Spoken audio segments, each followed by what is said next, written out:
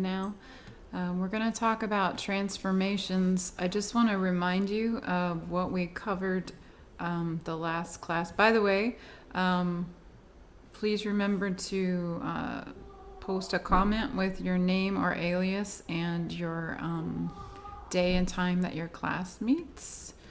So I see several of you have done that already.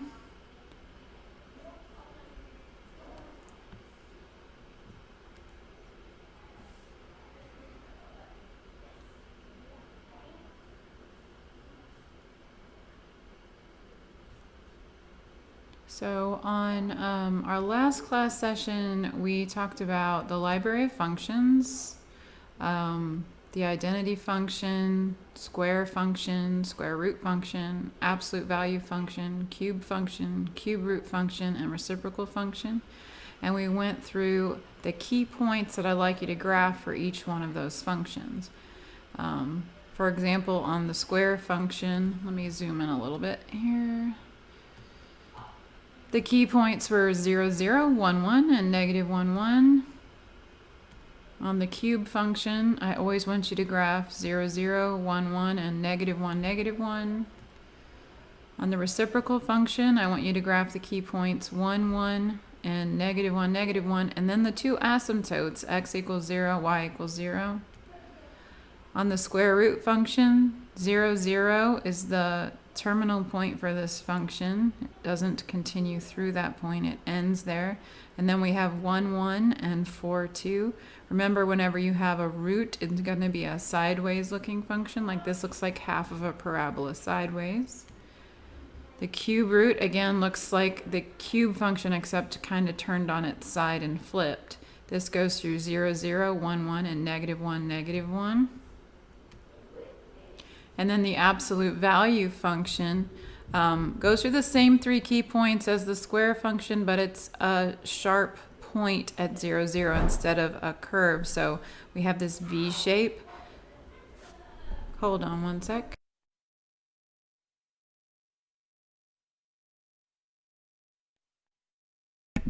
Okay, and so why these key points? Because those are the points that we move around when we do our transformations.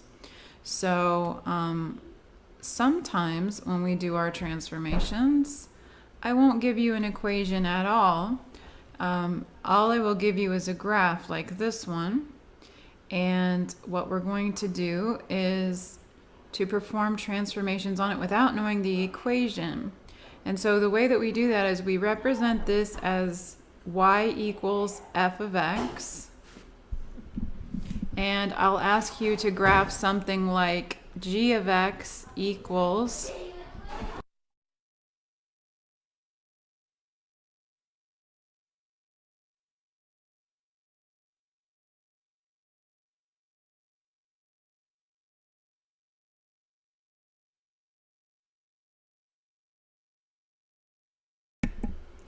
okay, sorry about that. So we have g of x equals, and we'll take our function, whatever it is, whatever the equation is, and we'll say add 3 to it.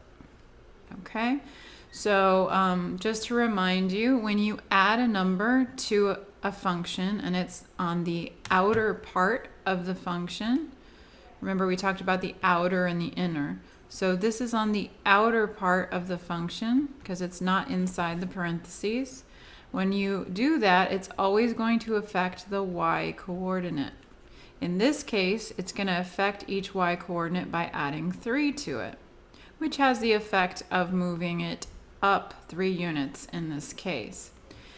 But all you need to do is look at certain key points on the graph where important things happen and move them around. So if we're talking about a graph that's not one that we've memorized, but just one that's given to us like this, just list the key points. Like, for example, instead of going through negative 2, 0, our new graph is going to go through negative 2, 0 plus 3, which is 3.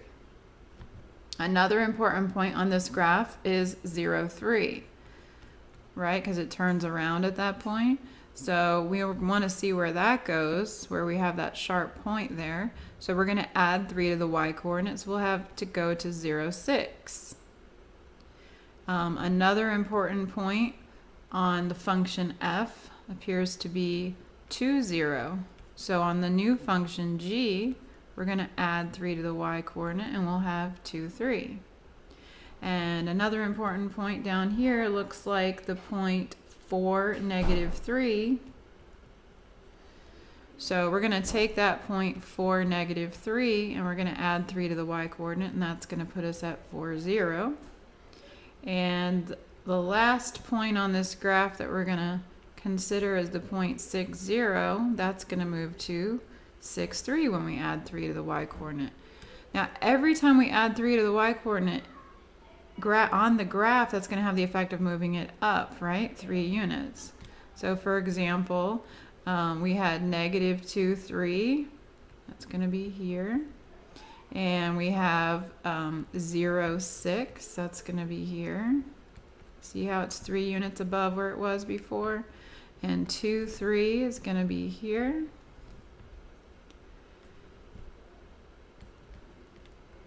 By the way, I like you to label them on the graph, so when you take your test, remember to do that. We have 4, 0 here, and 6, 3. Okay, and then we're going to just connect the dots. The shape stays the same. When we have a vertical shift, this is called a rigid transformation. Probably can't tell, but that's supposed to be a straight line segment. There we go. Okay, and so it's the same shape but shifted up 3 units. So you can either actually, perform that operation on the graph, or adding 3 to every y coordinate and then put it on the graph. Either way is fine. All right, so when we add to the outer part of the function, it's going to have a vertical shift.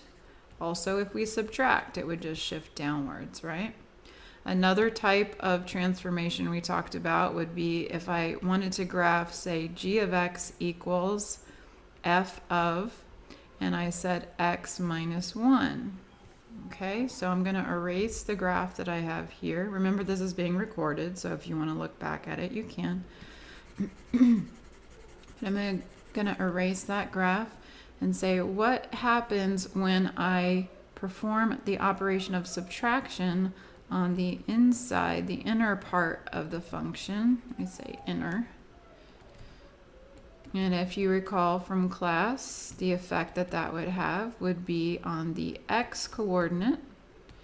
And it's always the opposite of what you would think when it's the inner part. So when we subtract 1 from x, we sort of have to increase each x by 1 to compensate, so we still end up at the same y coordinate. So we're going to do the opposite operation. We would add 1 to each x, which has the effect of shifting it to the right one.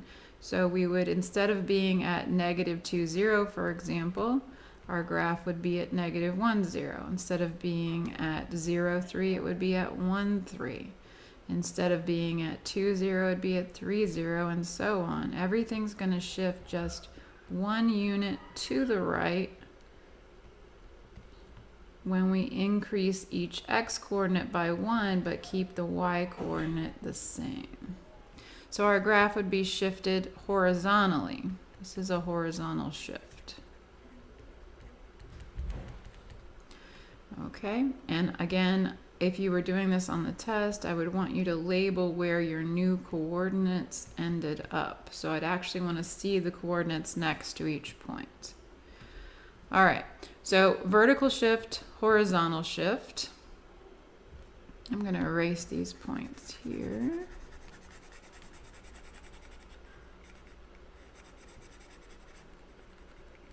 Okay, let's look at, I'm going to move this guy up.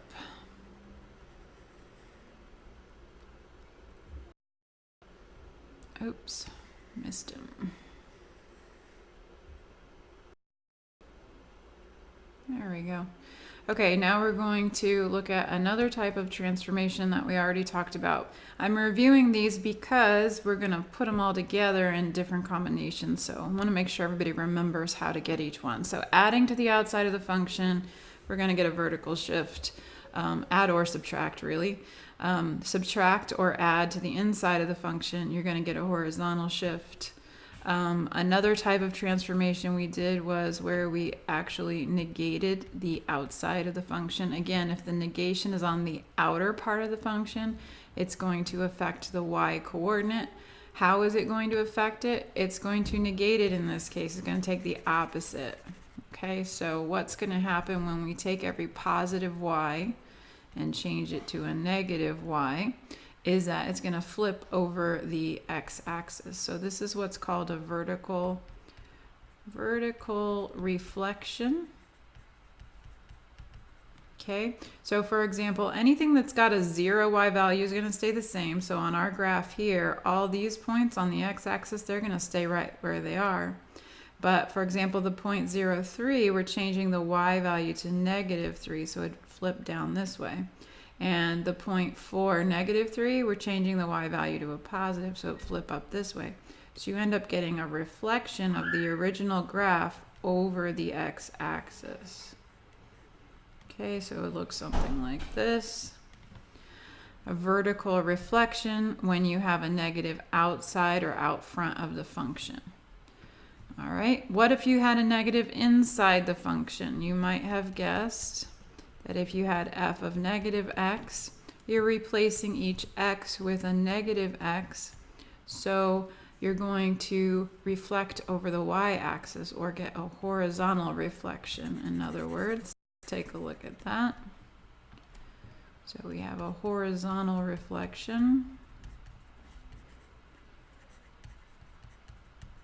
And what that looks like is, see this point 6,0 here, that's going to go way over here to -6,0. The point 2,0 is going to go to -2,0. And the point -2,0 is going to go to 2,0. The point 0,3, well, if you change 0 to -0, it doesn't change, right? So that's going to stay the same. And then this point 4, -3 is going to change to -4, -3 over here.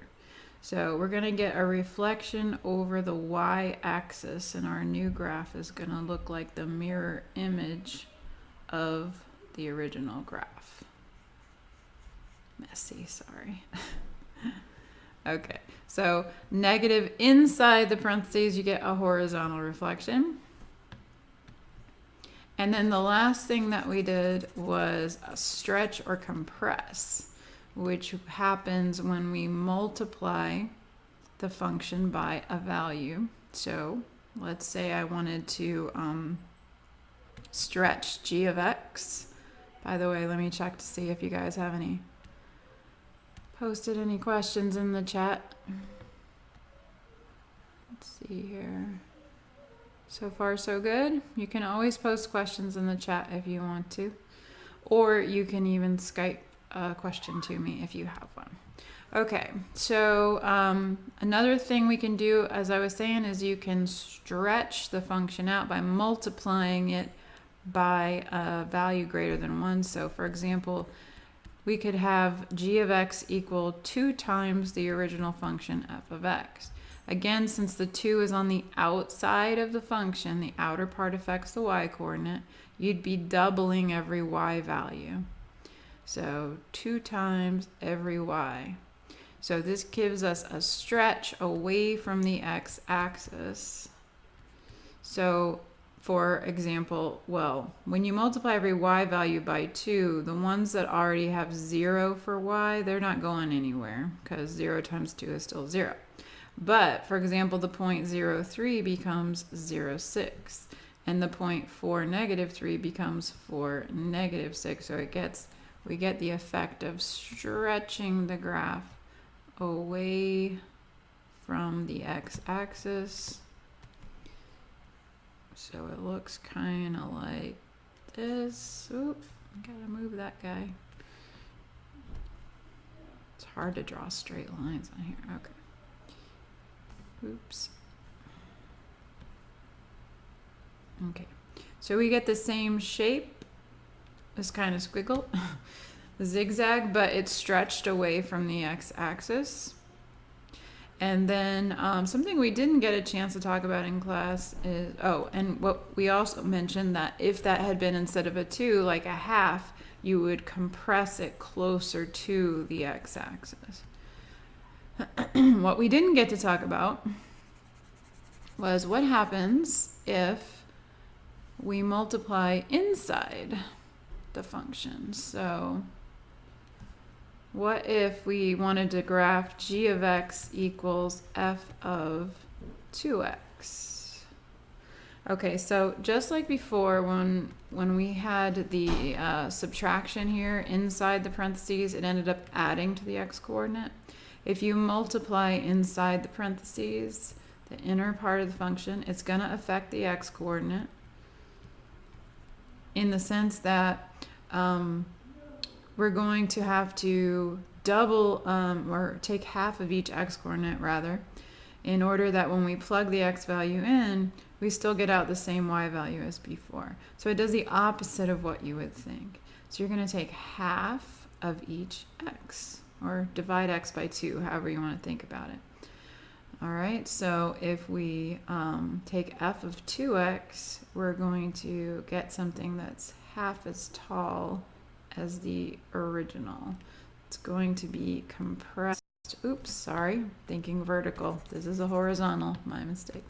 So it affects the x-coordinates, so we're taking half the value of the x. So anything that's an x with a 0, like 0, 3, has a 0 x-coordinate, doesn't move, because when you take half of x, it's still at 0. That'll be the same. But for example, -2, 0, that's going to change to -1, 0. And 2, 0, take half of 2 and you get 1.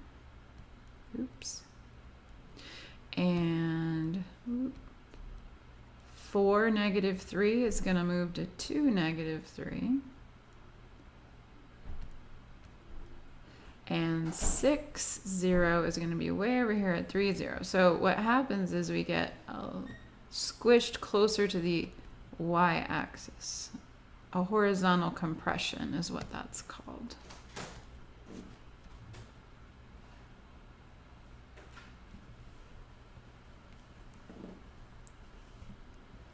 Whoa, going crazy on me here. Hate it when that happens.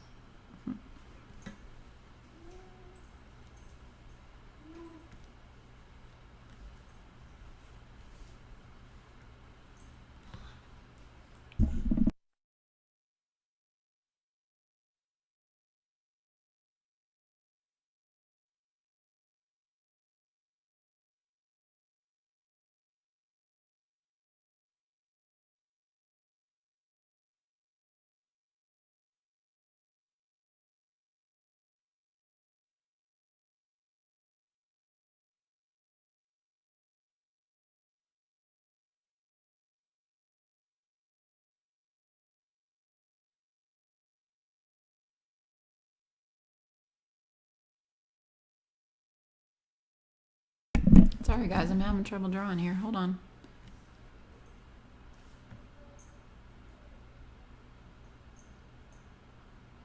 I think there's a delay.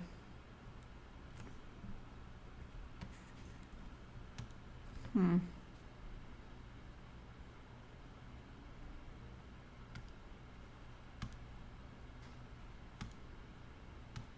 me try something.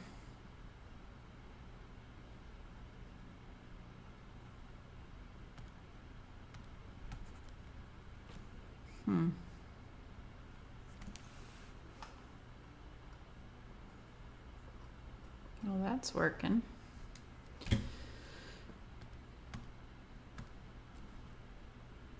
There we go. It's back. All right. So it's squished closer to the y-axis by a factor of 2. It's half as wide as it was before. And all right, so these are all the different possible transformations that we discussed in class last time. And now what I want to talk about is what happens when we put more than one transformation together. All right.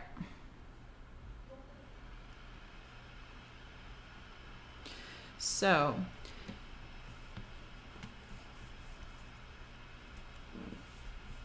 when we have a variety of different transformations going on inside of one function, the order in which you perform the transformations is really, really important. And the order which our book uses, there's a couple different ways you can think about the order. So if you've taken a class before and learned a certain way of remembering the order of transformations and you stick with that and it works, great. But the one that's in our textbook, we have you do any horizontal shift first. Remember, a horizontal shift is when you add or subtract a number to the x inside the parentheses. Then you do any stretching or shrinking. Remember, stretching or shrinking is when you either multiply a number times the outside of the function, or you multiply the number on the inside of the function. If it's on the outside, you get a vertical stretch, or a vertical compression if the number is a small fraction. Or if it's on the inside, you get a horizontal stretch or compression. If the number is bigger, you get a compression. If the number is smaller, between 0 and 1, you're going to get a stretch, actually, away from the y-axis horizontally. And then next, you're going to do any reflecting. Reflecting occurs when you have a negative out front or a negative inside the parentheses. So this would be remember, when we negate the y, the f of x is just y, so when we negate the y, that's going to give you a reflection over the x-axis. So that's called a vertical reflection. And if you negate inside the parentheses the x, this is going to give you a horizontal reflection. And then lastly, you do your vertical shift, and that happens when you add or subtract outside of the parentheses, outside of the function. Okay, so let's look at a couple of examples where we have a combination and see how we would work with that.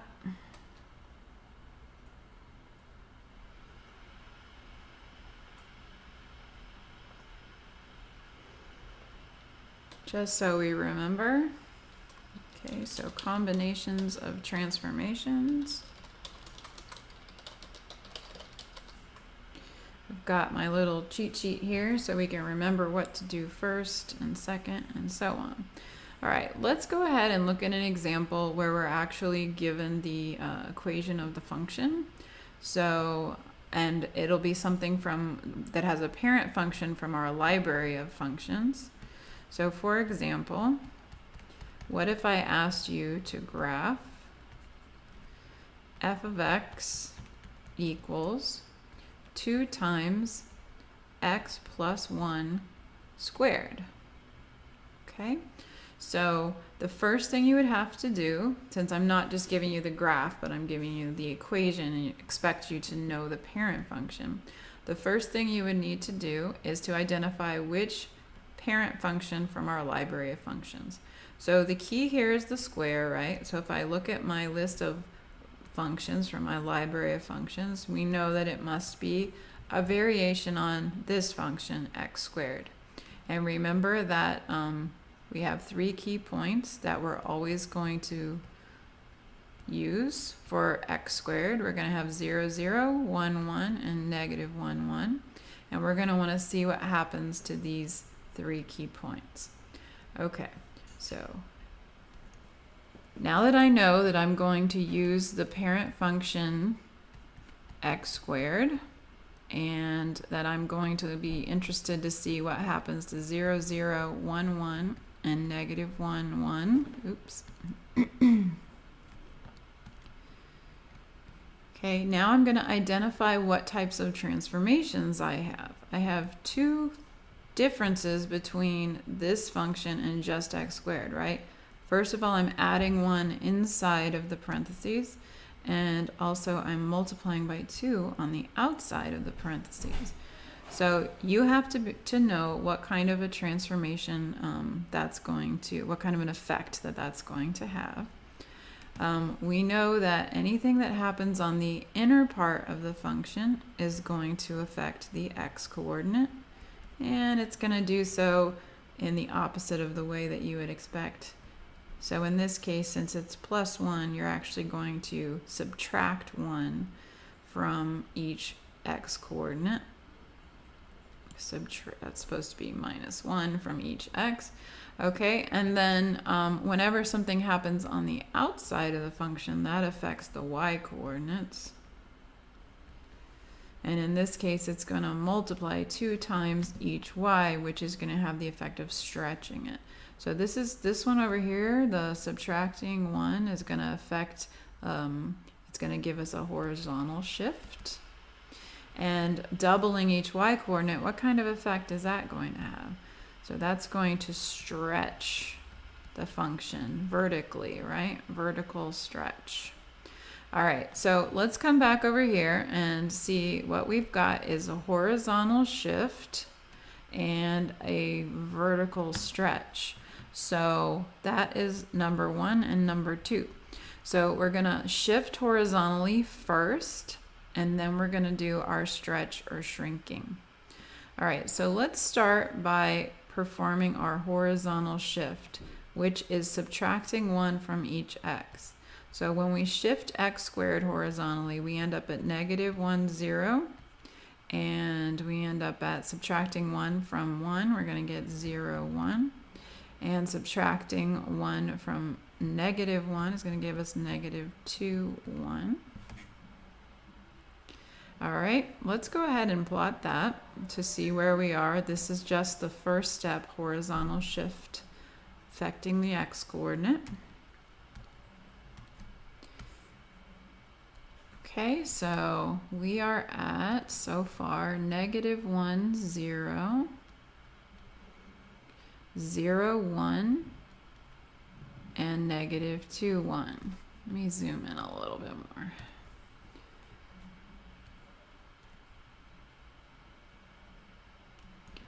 Okay, so -1, 0, 0, 1, -2, 1. You see how that looks like the parabola that we're familiar with, but it's shifted to the left 1 unit. Okay, so that would just be the part of our function. This would actually be the graph of f of x equals x plus 1 squared. Or maybe I won't call it f of x because I don't want to confuse it with the other function, but let's just call it y. This would be the graph of y equals x plus 1 squared without the 2, okay, because we took care of the horizontal shift. But now we're going to take care of the stretch. Stretching by a factor of 2, which just means that we're multiplying each y coordinate by 2. So I'm doing this in a separate step so that I make sure that I do it in the right order. And what I'm going to do is multiply each y coordinate by 2. So for example, the point -1, 0 is going to end up being what? Still -1, 0. The point 0, 1 is going to be 0, 2 when I double the y coordinate.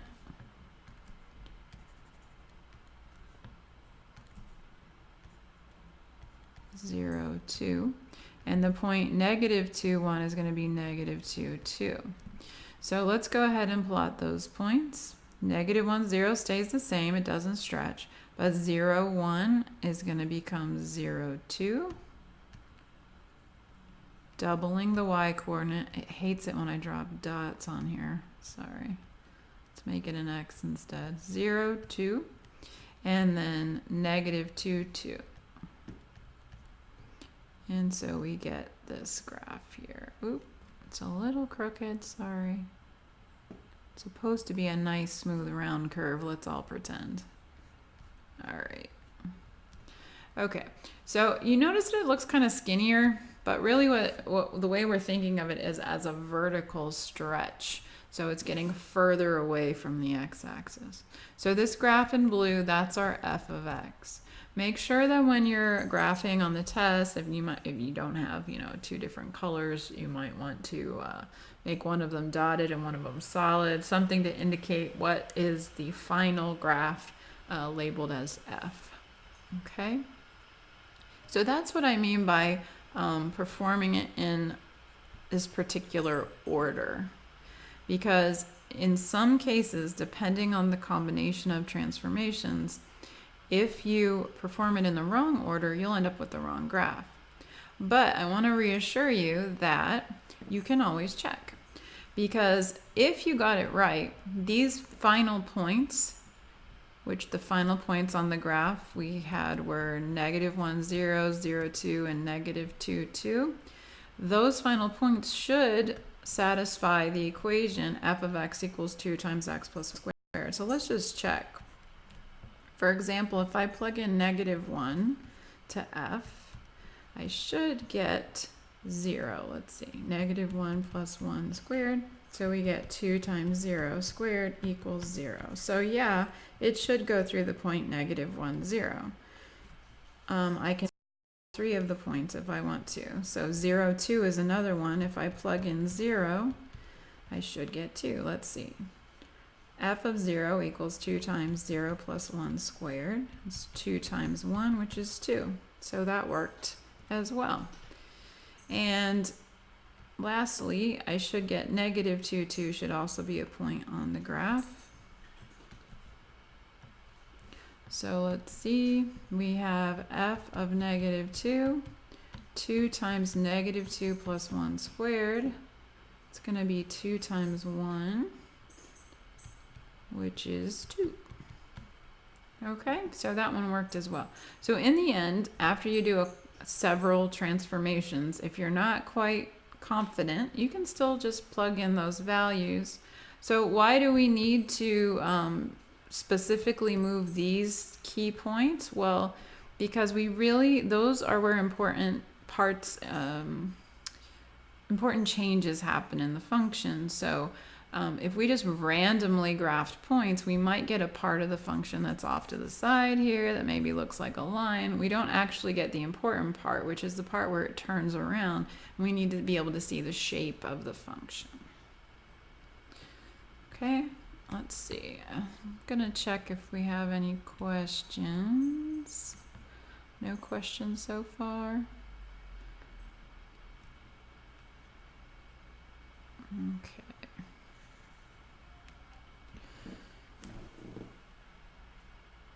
All right, let me try to do one more before we finish here.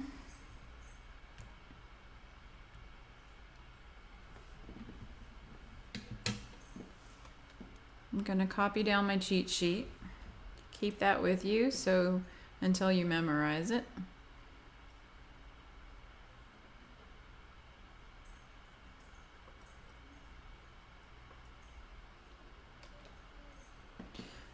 Okay, so what if I asked you to graph, let's do f of x equals, we'll do the negative or opposite of the square root of, and we'll do x plus 2 plus 1. Okay, so the plus 2 is inside the square root and the plus 1 is on the outside. The negative is on the outside as well. So we have 3 different transformations of what parent function. So let's go back to our library of functions. So from our library of functions, we have to decide which function we're shifting around, right? And our function that we're graphing has a square root in it. So it must be that we're shifting around the square root function. So Our square root function, look, has a key point at 0, 0. Remember I said use x values that are easy to take the square root of. 0, square root is 0. 1, the square root is 1. And the other one that's easy is 4. So the square root of 4 is 2. So we're going to use the key points 0, 0, 1, 1, and 4, 2, and we're going to move those around. We're going to have 3 transformations this time.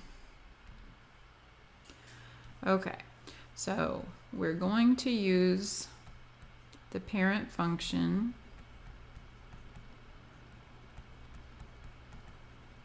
y equals the square root of x. And the difference now between our new function, we're having some problems here. Sorry guys, the stream is cutting out. Hopefully that'll be the last time. Okay, so our new function has 3 variations here. We have the negation out front, we have adding 2 under the square root, and we have adding 1 outside of the square root. All right, so the only one that's going to affect the x coordinate is this one. That's the inner part of the function. And remember, when you add or subtract to the x, you're going to add or subtract the opposite actually of what you see here to the x coordinate. So in this case, we're going to subtract 2 from each x coordinate. And what effect does that have when you subtract 2 from each x coordinate? We're going to shift horizontally to the left. Okay, so that's one of the changes. Another change, which is on the outer part of the function, so it affects the y coordinate, is we're going to add 1 to each y coordinate. So we're going to add 1 to y. And when we do that, it has the effect of shifting vertically, right, upward 1 unit.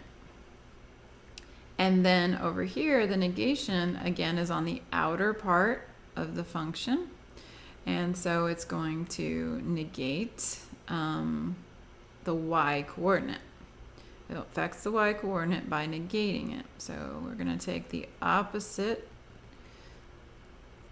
of y. Replace each y with negative y, in other words. Okay, so what happens when you replace y with negative y? You're going to reflect vertically, right? Reflection. Oof, it's getting hard to write there. Let me zoom in.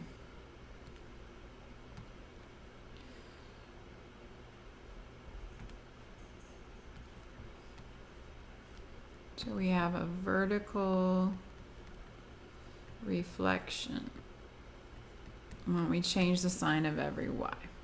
Okay, so out of our list, we have a horizontal shift. Okay, that's where we subtract 2 from each x. We have a vertical shift. That's not down until the 4th step. This is where we're going to add 1 to each y. And then we have a reflection. It happens to be a vertical reflection, which we're replacing each y with its opposite. Okay, so we have to do this in this order to guarantee that we get the right graph in the end. All right, so let's start drawing. Let's see, first actually, I'm going to start with my key points from square root. Remember we had 0, 0, we had 1, 1, and we had 4, 2. And we already know the original graph, what it looks like. Looks like this. Starts at 0, 0, 1, 1, 4, 2. Looks like a half of a parabola going off into the right. Okay, so now what we're going to do is we're going to subtract 2 from each x, or in other words, shift to the left horizontally. So the new points that I'm going to label on this first phase of my transformation is going to be -2, 0, -1, 1, and 2, 2, subtracting 2 from each x coordinate. All right, so the first phase of my transformation, oops.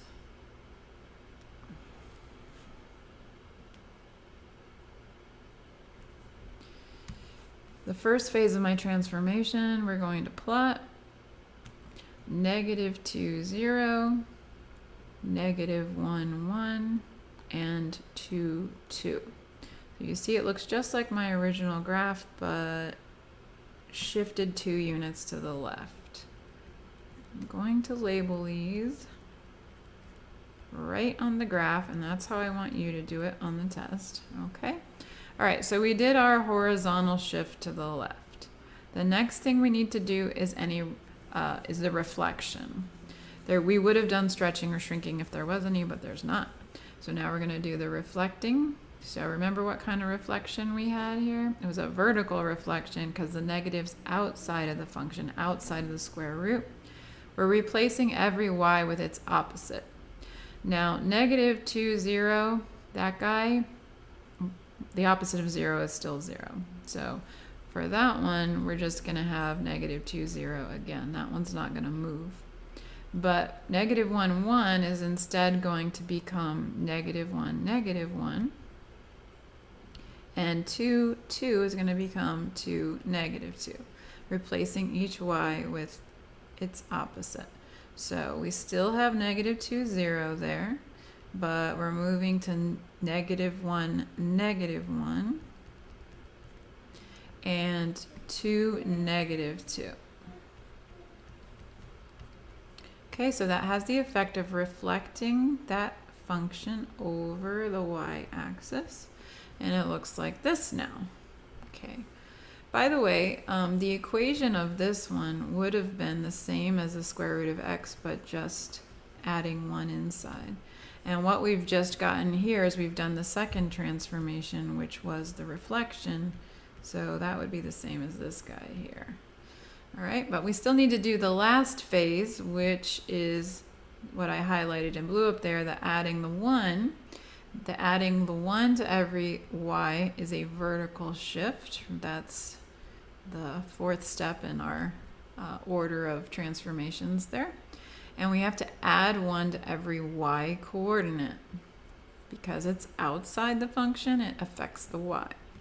All right, so let's go to black now. So if we add 1 to each y, let's see what we get. We're going to get -2, 1. For this point, it's going to go to -1, 0. And this point is going to go to 2, -1. Shifting each point up 1. You can just do that on the graph if you want to, but I find a lot of people like to do the arithmetic way, so I like to do it that way too. So shifting up 1 from -2, 0, we're going to be at -2, 1. Shifting up 1 from -1, +1 puts us at -1, 0. Oh, don't do that to me. There we go.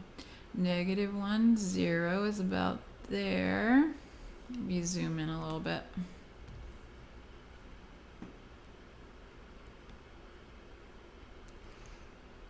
Okay, -1, 0, and then -2, -2 moves up to -2, -1.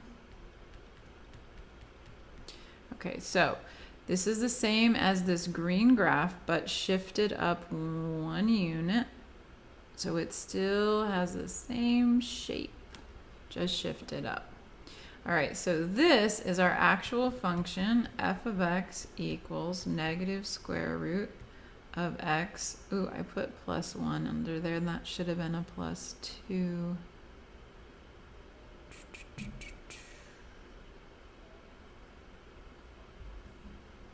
Sorry about that. Hope that didn't confuse you too much. So that should have been a +2. Remember, we moved 2 units to the left. And then now we've added the 1 to it. So we've done all 3 of the transformations. So the graph in black there is our final graph. Now, suppose you're a little unsure, maybe I didn't get my order right, you're working it on the test and you're not sure if you got the order right. Remember, you can always plug in these last points and see if they satisfy the function. So these points here should satisfy this function. So if you plug in each of the x coordinates, you should get the right y coordinate out. So let's see. What if, I'm going to erase this original function here. Okay, so we have f of, for example, -2. If I plug that in, we're going to have -2 plus 2 plus 1.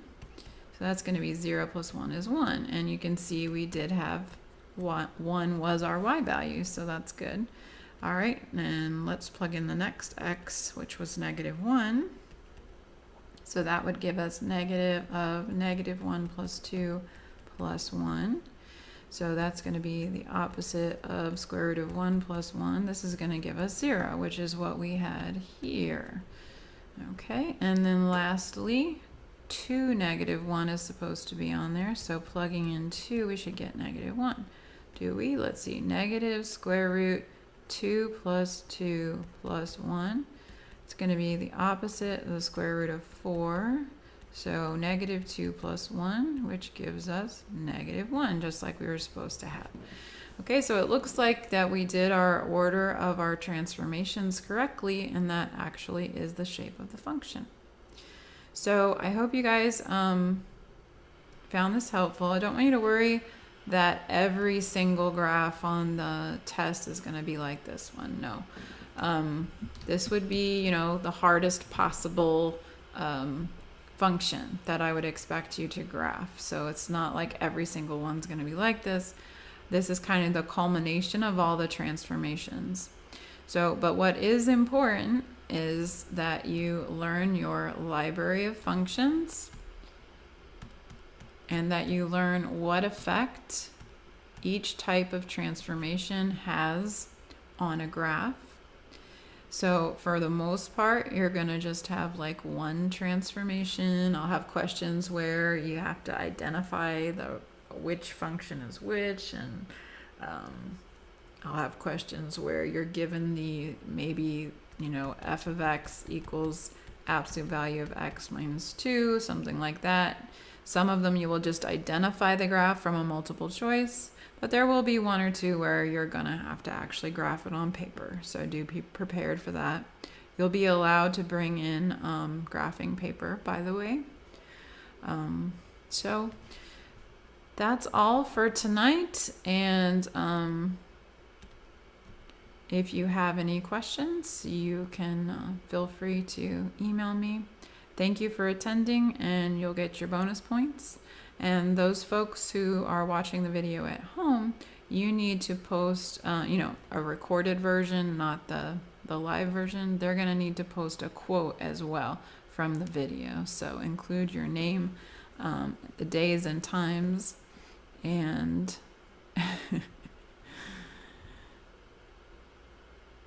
know that it's not going to be like that, Melvin. Not every single graph is going to be like that. So, yeah, when you watch the recorded version, you need to post a quote. Okay, have a good night. Have a good weekend. And I am pushing the date of the test, the due date, back to Thursday. So be looking for your announcements in D2L. Good night, everybody.